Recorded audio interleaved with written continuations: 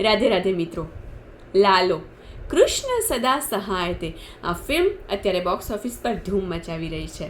આ ફિલ્મ એ આપણી સંસ્કૃતિ અને આપણા ધર્મને ઉજાગર કરતી સર્વશ્રેષ્ઠ ફિલ્મ છે. આ ફિલ્મમાં ગીતા સાર સમજાવવામાં આવ્યો છે, જે આજે હું તમને જણાવીશ. સાર નંબર 1 કે જીવનમાં ગમે તેટલી મુશ્કેલ પરિસ્થિતિ કેમ ન આવે, ક્યારેય વ્યસનનો માર્ગ પસંદ ન કરો, કારણ કે વ્યસન અને ખરાબ સોબત એ તમને અને તમારા પરિવારને પતનના માર્ગે લઈ જાય છે.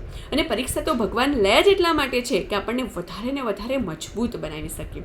શાળા પણ પરીક્ષા વગર આપણને આગળ વધવા નથી દેતી, તો આ તો જિંદગી છે, તે કેવી રીતે વધવા દે? માટે હંમેશા કોઈ પણ પરિસ્થિતિ હોય પોતાની જાતને સ્થિર રાખો.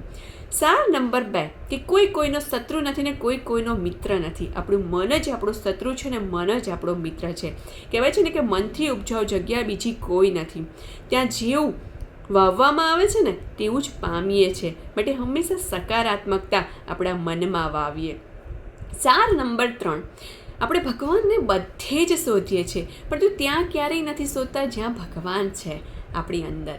ભગવાન કહે છે કે તું તારા અંદરના અર્જુનને જગાડ, પછી જોજે તારી અંદરથી શ્રીમદ ભગવદ્ ગીતા હું ગાઈશ અને તને ઉપદેશ હું આપીશ, રસ્તો હું બતાવીશ, પણ એ રસ્તા પર ચાલવું તો તારે જ પડશે. માટે મિત્રો, જેણે પણ હજુ પણ આ ફિલ્મ ન જોઈ હોય તે જરૂરથી જોજો.